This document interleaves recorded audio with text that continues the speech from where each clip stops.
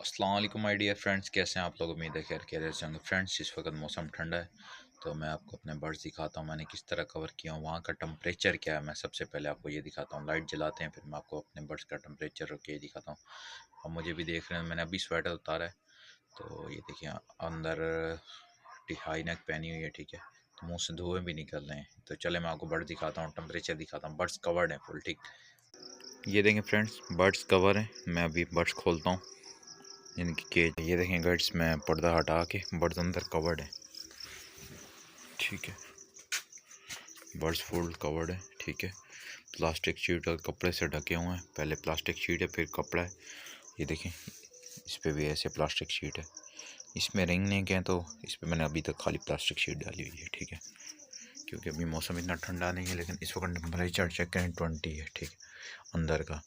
लेकिन हम चेक कर सकते फ्रेंड